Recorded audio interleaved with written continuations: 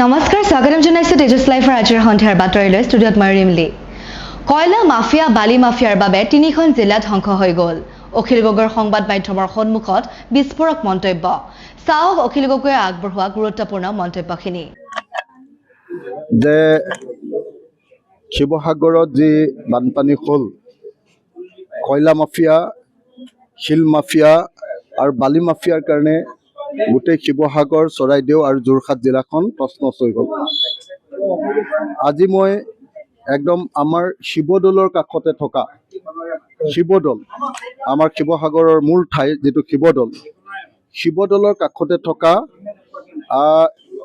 Sivasagar girls college পৰিভ্ৰমণ কৰিলোঁ Sivasagar girls কলেজৰ ছায়েন্স ডিপাৰ্টমেণ্টটো পৰিভ্ৰমণ কৰি মই আচৰিত হ'লোঁ যে তাৰ physics department chemistry department home science department সব ডিপাৰ্টমেণ্টবিলাক ধ্বংস হৈ গ'ল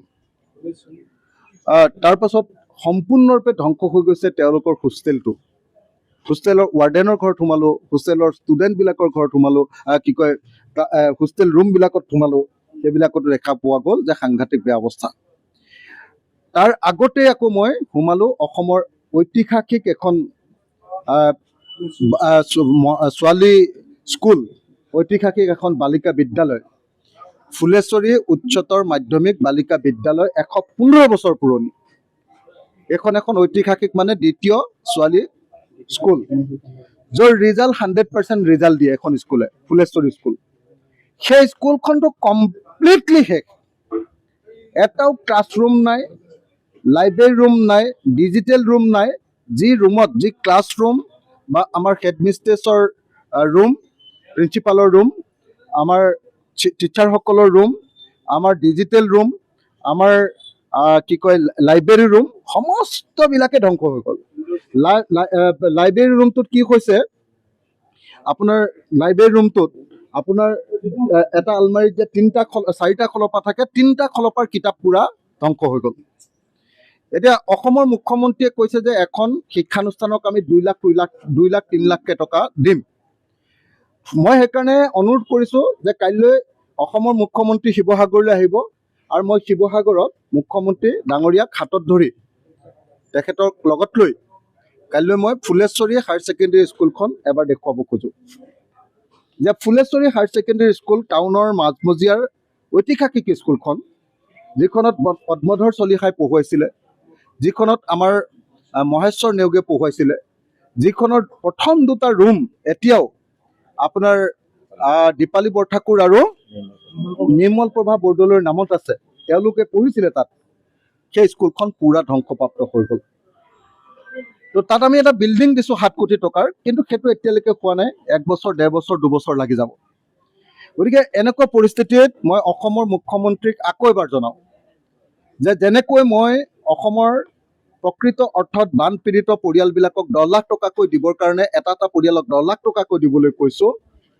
LP স্কুলবিলাকৰ কাৰণে 5 লাখ টকা ME স্কুলবিলাকৰ কাৰণে 10 লাখ টকা হাই স্কুলবিলাকৰ কাৰণে 20 লাখ টকা আৰু আমাৰ এনেকুৱা ঐতিহাসিক হায়াৰ ছেকেণ্ডেৰী স্কুলবিলাকৰ কাৰণে য'ত 900 ষ্টুডেণ্ট আছে তাৰ কাৰণে 50 লাখ টকা আৰু কলেজ আমাৰ গাৰ্লছ কলেজৰ নিচিনা কলেজবিলাকৰ কাৰণে য'ত বানপানী উঠিছে তাত মিনিমাম 1 কোটি টকা কাইলৈ অসমৰ মুখ্যমন্ত্ৰীয়ে ঘোষণা কৰি যাব বুলি মই আশা প্ৰকাশ কৰিছোঁ বজালিৰ বাটুৱাত ৰেলৰ খুন্দাত 2জনৰ মৃত্যু মৃত লোক 2জন জুৰিয়া খাতুন আৰু আলাল আলী স্কুলীয়া ছাত্ৰী জুৰিয়াক বচাবলৈ যোৱাৰ সময়তে আলালৰো মৃত্যু হয় এই ঘটনাই অঞ্চলটোত তীব্ৰ চাঞ্চল্যৰ সৃষ্টি কৰিছে ৰেলৱে বিভাগৰ ওপৰত তীব্ৰ ক্ষোভ প্ৰকাশ কৰে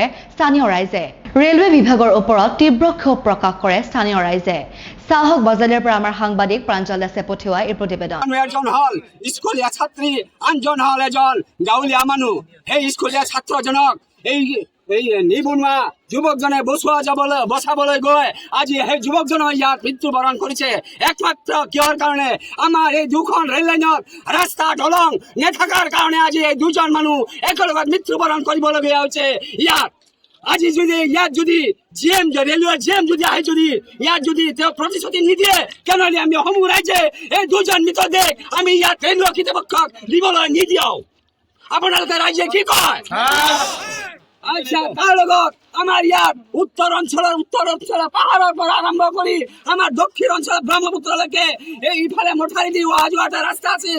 সেই ৰাস্তাটো ৰেলৱে কৰ্তৃপক্ষই ৰেলৱেৰ খুঁটা গাড়ি কিনে ৰাস্তাটো বন্ধ কৰিছে। তাৰ কাৰণে বিহিত ব্যৱস্থা ল'ব লাগে আমাৰ সমূহ ৰাইজে। আৰু আমাৰ ইয়াত হাজাৰ হাজাৰ মানুহ গোট খাই গৈছে। একমাত্ৰ আজি ৰেলৱেৰ যিজন জিএম আছে তেওঁ ইয়াত আহি কিনে আজি প্ৰতিশ্ৰুতি দিব লাগিব। যদি প্ৰতিশ্ৰুতি নিদিয়ে আমাৰ সমূহ ৰাইজে উত্তৰ অঞ্চলৰ পাহাৰৰ পৰা আৰম্ভ কৰি ৰেলৱে দক্ষিণ অঞ্চলৰ ৰাইজে ইয়াত আমাৰ দুখন ৰেল লাইনত ধৰ্মঘট কৰিব, ৰেল অৱৰোধ কৰিব। তাৰ কাৰণে ৰাইজ আপোনালোকে কি কয়? ঢকুৱাখনৰ ঘিলামৰা চামপৰা দলঙৰ সমীপত কৰ্জৈৰ ওপৰেৰে বাগৰিছে পানী। অৰুণাচল প্ৰদেশত হোৱা নেৰানেপেৰা বৰষুণৰ ফলত ওফন্দি উঠিছে জীয়াঢল। চাওক ঢকুৱাখনৰ পৰা আমাৰ সাংবাদিক জিন্তু ঘোষে পঠিওৱা এই প্ৰতিবেদন।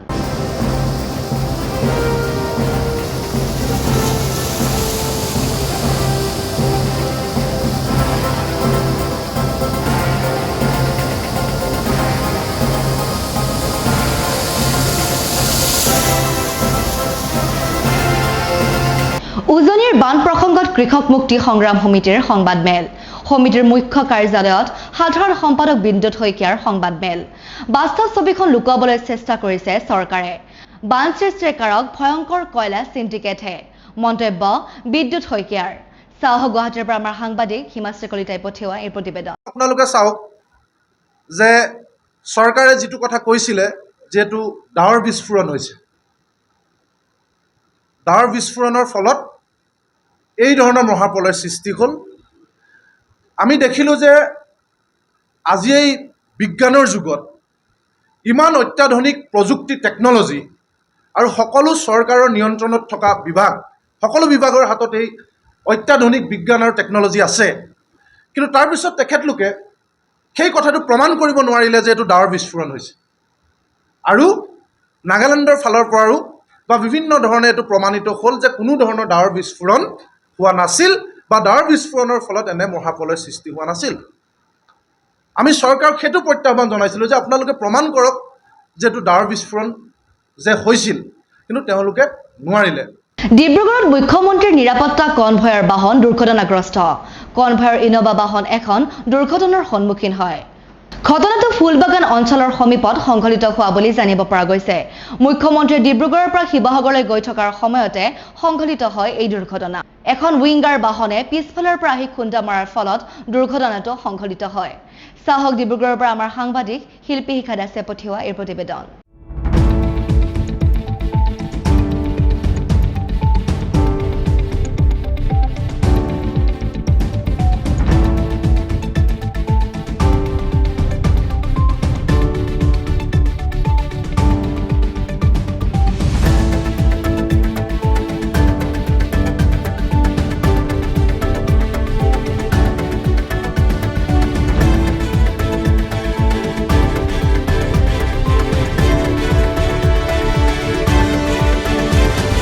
শিৱসাগৰত বান সাহায্য বিতৰণত ব্যস্ত কণ্ঠশিল্পী মানস ৰবীন। জন্মস্থান নিমাইজান গাঁওবাসীৰ ওচৰত থিয় দিছে শিল্পীগৰাকীয়ে।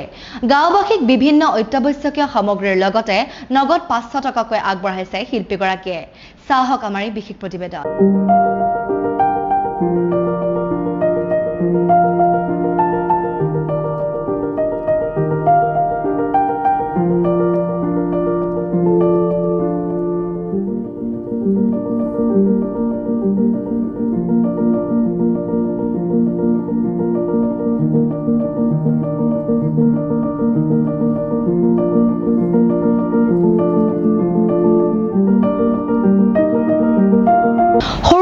বেবেজেত উপস্থিত বলিউডৰ অভিনেতা ৰণদীপ হুডা।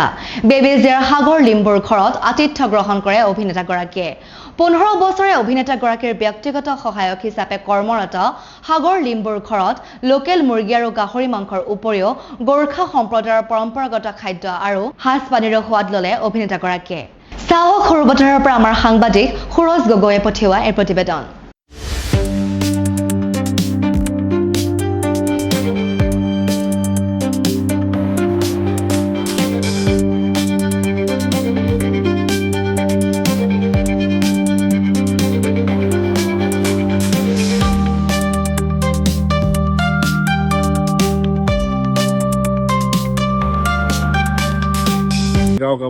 बहुत बहुत ब्यूटीफुल ब्यूटीफुल जगह है। सागर लिंबू जो मेरे साथ काफी साल से काम कर रहा है, उनका घर है, ये उनके चाचा है। तो मैं असम फ्लड्स में हेल्प करने के लिए आया था, तो वापस जाते वक्त उसने बोला कि सर मेरा गांव ज़्यादा दूर नहीं है, तो मैं कहा चलो तो आपका गांव देख के आते। और यहाँ पे बहुत ही अच्छे हंसमुख खूबसूरत लोग हैं, बहुत ही ब्यूटीफुल जगह है। हम तो आई मस्ट से कि कल हम रात को कहाँ थे, नागालैंड में क्या जगह था? लुक्तो विलेज। हाँ, लुक्तो रुके थे, आज यहाँ पे आए हैं। It's really heaven on earth. Sir आपका ससुराल भी नॉर्थ ईस्ट में है। हाँ, अभी तो तो मैं नॉर्थ ईस्ट का जमाई हो गया हूँ, जहाँ भी जाते हैं यही बोलते हैं लोग। पर हाँ, तो मैं पर इस साइड इस एरिया में कभी नहीं आया था, तो I am very very glad. मैंने बहुत अच्छा डिसीजन लिया कि मैं यहाँ पे आया, मैं सब लोग से मिला, सागर की फैमिली से मिला, तो I am very very happy and it's really beautiful. जन्नत में रहते हैं लोग। सर ये तो ओलंपियन लवलीना बरगोहाई हाँ। और नयनमणि सेका भाई का भी प्लेस है, यहाँ पे ही बर्थ हुआ है वो लोग। अच्छा, यहीं पे बर्थ हुआ है? हाँ। She is very good player. अभी उसका आया मेडल आया ना, सिल्वर सिल्वर मेडल आया। अभी नयनमणि भी खेल रहा है, नयनमणि का घर सामने में है, कॉमनवेल्थ में गोल्ड लाया था। अच्छा, वाह, तो बहुत स्पोर्ट्समैन का विलेज है। हमारे हरियाणा में भी ऐसे ही रहता है हर गांव में। But thank you very much, आप लोग ने मेरा बहुत स्वागत किया, बहुत अच्छा फील कराया। Thank you sir. उसके साथ एक्चुअली मैं हो गया 15 साल करीब, तो उसका साथ काम करता हूँ। ऐसा फील होता है कि मैं मेरा भाई है। तो हम लोग आए थे जो बाढ़ के लिए ना शिवसागर में, तो बोला गया कि तुम्हारा घर कहाँ है? मैं बोला है थोड़ा सा दूर। कितना दूर? बोला कि मैंने बोला 2 घंटा लगेगा, चलो जाते। तो मैं बोला मेरा तो घर बना ही नहीं, अभी कहाँ रहोगे? फिर मैंने मेरे साले को बोला कि अब अरेंज करो, फिर इसको लेके आते। तो अभी आप लोग आइए। কিমান দিনৰ পৰা তেওঁৰ লগত আছে বুলি ক'লে? 15 বছৰ। কেনেকে পাইছিলে বা তেওঁ কেনেকে পাই? মোৰ এটা লগৰে আছিলে, এইটো শিঙিমাৰীত টেম্বা বুলি কয়, সি লৈ গৈছিলে মোক। তেওঁৰ কি কাম কৰে আপুনি? মই এছিষ্টেণ্ট PA। কেনেকুৱা মানুহজনৰ পাৰ্চনেলিটি কেনেকুৱা? বহুত ধুনীয়া, মোৰ মানে নিজৰ ভাইটি লিখিয়াই থৈছে। এইটো মানে দুখ বিপদত যোনে খাৰা হয় না, এইটো মানুহে নিজে